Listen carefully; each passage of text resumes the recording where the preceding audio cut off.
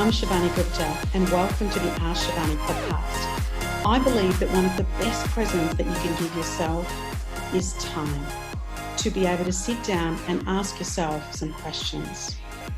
I believe that the quality of the questions that you ask yourself will determine the quality of your life. Hi everyone and welcome to the AskShivani podcast. In today's podcast, we are going to speak about 1%ers, the 1%ers that can transform and shift your life radically, whether that be business or personal or in your family. And I am always very much an open, transparent book, and I want to share with you some of the things that have worked as a result of those practices and what are some of the global leaders that are doing the work around the 1% and what we can do to shift it. When I first came across this concept, the fact that you could change your life by 1% and the 1%ers are what that mattered, I thought it was just a bit too simplistic. It didn't actually make any sense. And it was, this eat an elephant a spoon at a time analogy that's been around for, 20, 30 years. And I thought, no, this is not make sense to me. And plus the way that I work at a really fast pace. So I'm like, no. I don't want to do 1% at a time. I want to see 40% change, 50% change, 180-degree turn, completely turn around and do a U-turn in terms of what we need to be doing. My experience with those was that it was quite difficult to do. It was also a little bit like what people are talking about innovation. Yes, it's amazing when somebody comes up with one of these iconic brands that have come up, but often they're a bit of a unicorn, right? And those amazing ideas come up, the Ubers and the Airbnbs and amazing ideas that people have come up with that have transformed in terms of how we do business and how we live. But, they're also very difficult to come by. I'm also hearing a lot more people talk about an innovation. Are the 1%ers more important longer term than the big ideas? When we're making process improvements in our workplaces, are we better off finding the 1%ers and doing that? When I come across manufacturing companies, I used to work in manufacturing a long time ago, and we didn't use the word 1%ers, we talked about small incremental shifts that would help us save lives in safety particularly. If we did 65 injuries, could we do something small that, we improve that injury by 3 or 4, so it came down to below 60? So what are the small steps that we could take that we do that? When it also comes to strategic planning, I know organizations will talk about, low-hanging fruit in action. So what are the easy bits that we can pluck that fruit, the low-hanging fruit that we can pluck really easily, rather than waiting for those big things to come? And again, these are the 1%ers. So there may be different terminology, different ways of viewing that, but what we mean by that, the 1%ers, is what we mean by the small stuff, the little bits that can make big actions make work, rather than this big 50, 60-degree, 180-degree turns. The other thing I wanted to say is that sometimes, the big changes often is a yes or a no answer, right? So when we say, will this give me 40% improvement? Yes or no? Will this do a 180-degree turn? Yes or no? Whereas the 1%ers are easier. They're more maybe. Will that give me a 1% shift? Maybe. Well, is it more likely or less likely? Well, it's less likely. Well, let's not do it. Well, it's more likely. Well, then let's do it.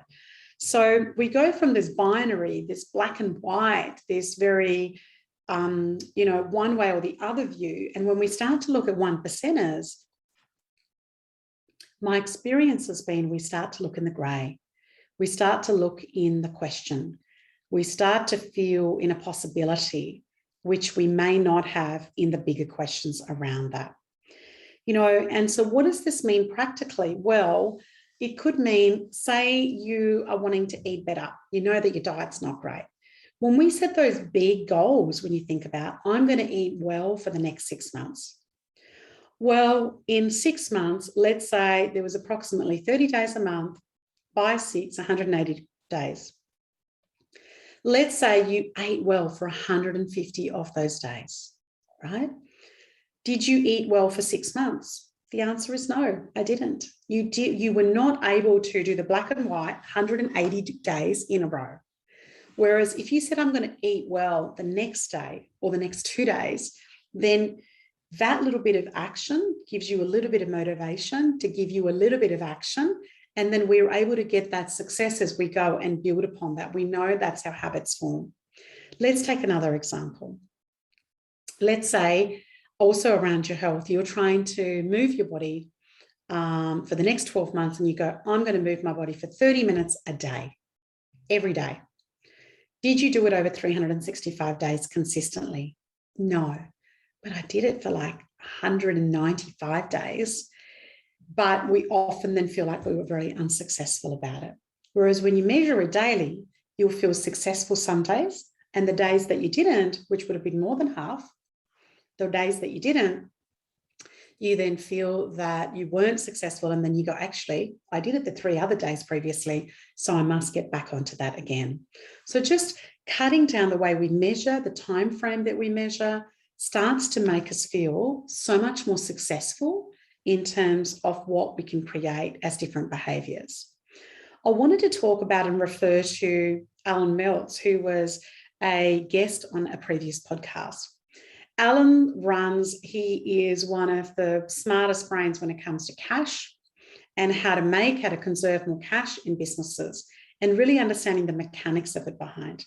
One of the things that I learned of him was he calls it price is a gift that keeps on giving. So if you increase your prices in your business, let's say by 10%, then some of your clients and your customers are going to be, that's okay. I still get a lot of value out of that particular service and they'll be fine. But there will be a number of others that will get quite upset by 10% is quite a significant change in your price. And he said, however, if you change your price by 1%, nobody's going to notice, nobody's going to care. People understand that there's an index and the cost of living goes up. And so that's called the CPI, and that's going to go up anyway. And so 1% is not going to make a difference to anybody. It's this tiny incremental shift. And I looked at that and he said, so if you could, Shivani, change your prices by 1% every quarter, rather than a 5 or 10% as a one-off, then the incremental change actually works out that I'm going to end up with a very similar result at the end of that 12 months than I did at the beginning in a one-off thing. I don't upset anybody. I get the same result, if not better. There's less stress. There's less friction in terms of being able to implement it, both from staff and from customers. So why wouldn't I do it that way? So that was another example of I've experienced in terms of doing that 1% incremental shift and making that happen. You might have heard of that silly analogy. In fact, this is a really funny story, or maybe not so funny. I look back upon now when I first started business almost 20 years ago, and I love that analogy of the frog being boiled in water 1% at a time, not the frog being boiled because I'm vegetarian and I don't want animals to be hurt. But there was this thing that if you put a frog in boiling water, it will jump out. Whereas if you leave it in cold water and you turn it up a degree at a time, it doesn't feel the incremental change and it boils to death. Same sort of thing. So my first logo was a frog with a red cross through it. How ridiculous is that? I thought it was fantastic because I was going to be inspiring people on not being that frog and boiling itself to death. I showed it to 10 of my family and friends.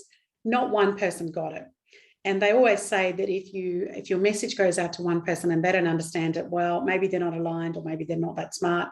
But when 10 out of 10 people don't get it, I kind of had to take that as feedback and had to swallow the hard pill and then go back to the drawing board to come up with a new logo. Anyway, let me put that aside and story aside. But you know what I mean when it comes to the frog boiling in terms of what that means. The other fantastic book that I read by James Clear was Atomic Habits. And one of the things that he spoke about is that the 1% changes are the ones that make a difference in your habits. So he talks about cues and rewards. So for example, if I want to move my body 30 minutes a day, so my aim each day is to move my body 30 minutes a day. If I take my walking clothes out already and I make that 1% change, I haven't actually exercised anymore, but if I just make that little one change and actually put them out the night before when I go in to get changed, then I'm much more likely to exercise by that small change. So that's an awesome book, Atomic Habits. Absolutely worth a read or a listen to on audio. That really shifted my way and my thinking around what I could shift around the 1%ers. The other thing I wanted to talk about around business is I've talked about the price, but I then started to apply the 1% in reducing stock. So let's just reduce it by 1%. All my team went, well, that's pretty easy. And reducing stock has a direct impact on your profit and loss. We also did the same thing in terms of, okay, well, we've got X percentage of customers that are not happy. So let's say that I think at the time we measured it was 2.3%. Let's reduce it by 1%. Nothing major, just 1%. So let's get it down to 1.3%. Massive difference in terms of the culture and how we responded to feedback. And we in fact started inviting more feedback. So we ended up getting more positive feedback and less negative feedback. And if there was negative feedback, we were able to learn from that and create a culture of learning from customers that are not happy rather than, oh my goodness, what we have to do. So this whole 1% notion I've really applied in terms of happening as well. And I came across a really great speaker who was speaking at a particular conference that was talking about loving your family 1% more. You know, yes, they can annoy us, particularly our kids and our partner. But, you know, what if you were 1% more loving today than you were yesterday or this year compared to last year? And so that makes me think about what I could do differently, how we could make that happen. So this whole notion of 1% is, you know, it's easy. It doesn't meet with much resistance. You can achieve the same results by doing the little 1% at a time. And anything that we can form in our habits, in the way that we perform, whether it's with our family, whether it's with our businesses or anything else, that we feel like it's not a big effort and we can put it into practice without much resistance, can give us so many more results. So I hope you enjoyed that. My website is called AskShivani.com. Please ask me any questions. If there's anything that I can't answer, I will find out some things for you. I want to point you in the right direction, and I want you to lead a really inspired life. I would love to see all women around the planet confident and being empowered around their career and their confidence, and would love for you to review and rate this podcast. Any questions you have, anybody that you think should be on my podcast, let me know. Thanks for listening.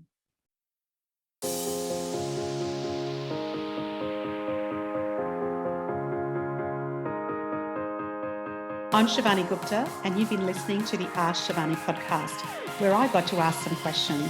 Thank you so much for listening. Please follow Ask Shivani on Facebook, Instagram, and LinkedIn. And if you haven't done so, please go to the Apple podcast and subscribe, rate, and review this podcast. It would mean a lot. Thank you.